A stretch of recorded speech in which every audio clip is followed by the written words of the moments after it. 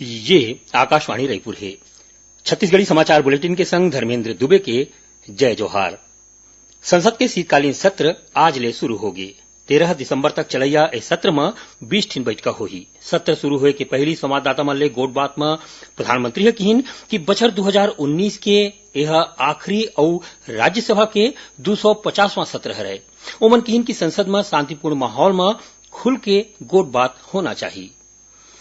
न्यायमूर्ति शरद अरविंद बोबड़े भारत के नवा मुख्य न्यायाधीश बन गए हैं। राष्ट्रपति रामनाथ कोविंद आज राष्ट्रपति भवन में ओमन ला 47वां मुख्य न्यायाधीश के शपथ दिवैन।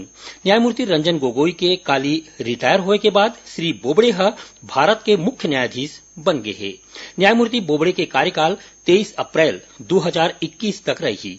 न्यायमूर्ति बोबड़े ऐतिहासिक अयोध्या फैसला सुनैया 5 जिन न्यायाधीश के संविधान पीठ में शामिल रहीन।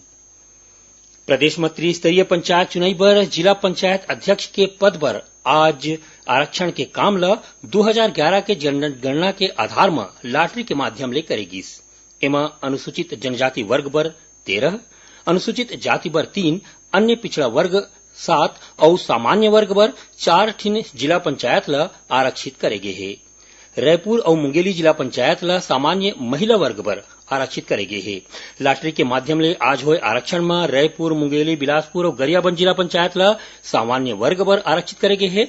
ऐसने दंतेवाड़ा, सुकमा, बीजापुर, नारायणपुर, कांकेर, कोंडागांव, बस्तर, सूरजपुर, सरगुजा, बलरामपुर, कोरिया, कोरबा और जसपुर जिला अध्यक्ष पद अनुसूचित जनजाति वर्ग पर आरक्षित हवे। तउहे बालोद, कबीरधाम और धमतरी जिला पंचायत अनुसूचित जाति वर्ग पर आरक्षित है।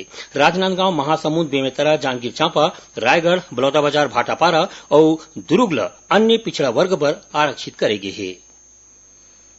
प्रदेश में महापौर के अप्रत्यक्ष चुनाव ल लेके छत्तीसगढ़ उच्च न्यायालय राज्य सरकार ला नोटिस जारी करके जवाब मांगे है। ये मामला के आगू की सुनवाई 28 नवंबर को हुई। जनता कांग्रेस छत्तीसगढ़ के विधायक धर्मजीत सिंह और आने लोगन मन हाईकोर्ट में महापौर के अप्रत्यक्ष चुनाव ल लेके याचिका दायर करे रही। आज मुख्य न्यायाधीश PR रामचंद्र मेनन के डिवीजन बेंच में ये मामला के सुनवाई हुई। खाद्य मंत्री अमरजीत भगत धान के अवैध परिवहन ला रोके पर विशेष जांच दल बनाए के निर्देश दिए। नवा रायपुर स्थित मंत्रालय में आज धान खरीदी के समीक्षा के दौरान ओमन कस्टम मिलिंग, राशन कार्ड ला बांटे के बारे में किसान पंजीयन और गलत ढंग ले धान लाए ला रोके ऊपर विशेष रूप ले काम करे ऊपर जोर दीन। खाद्य मंत्री गरियाबंद, महासमुंद, रायगढ़, जसपुर, बलरामपुर, कोरिया, राजनांदगांव और कबीरधाम में चेक पोस्ट बनाए बर किहिन। उमन सार्वभौम वितरण प्रणाली के तहत APL राशन कार्ड ला 25 नवंबर तक जरूरी रूप ले बांटे बर किहिन। राज्यपाल अनुसुईया उइके युवा मन ला कहिन है कि ओमन खुद के रोजगार स्थापित करें। छोटे छोटे उद्योग विकसित होए ले दूसर लोगन मन ला घलो एमा रोजगार मिलही। नवा रायपुर में स्थित डॉक्टर श्यामा प्रसाद मुखर्जी अंतर्राष्ट्रीय सूचना और प्रौद्योगिकी संस्थान में आज पहली दीक्षांत समारोह के मौका में राज्यपाल ये बात कहिन। समारोह में मुख्यमंत्री भूपेश बघेल घलो छात्र मन ला तकनीकी ज्ञान के प्रयोग करके प्रदेश में विकास के रद्दा खोले के बात कहिन। समारोह में 69 जिन छात्र मन ला बीटेक की डिग्री और बढ़िया प्रदर्शन करैया छात्र मन ला स्वर्ण और रजत पदक देगिस। दंतेवाड़ा जिला में आज सुरक्षा बल मन 2 जिन माओवादी मन ला गिरफ्तार करे है। हमार संवाददाता ले मिले जानबा के मुताबिक केंद्रीय रिजर्व पुलिस बल CRPF और डिस्ट्रिक्ट रिजर्व गार्ड DRG के संयुक्त टीम सर्चिंग में निकले रही। यही दौरान कटे कल्याण थाना क्षेत्र ले 2 जिन जन मिलिशिया सदस्य मन ला गिरफ्तार करेगी। इखरमन के तीर ले 1 ठिन टिफिन बम, डेटोनेटर और आने माओवादी जिनिस बरामद करेगे है। अब थोरकुन समाचार सार में।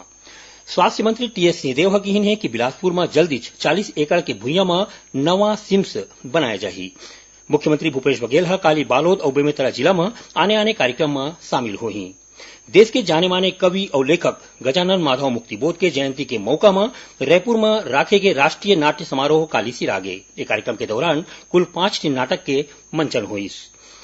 और जांजगीर चांपा जिला में शिवरी नारायण और खोसरी के रेती खदान ले बिना रॉयल्टी पर्ची के क्षमता ले ज्यादा रेती ले गया 9 ठिन गाड़ी मन ला पुलिस जब्त करे है।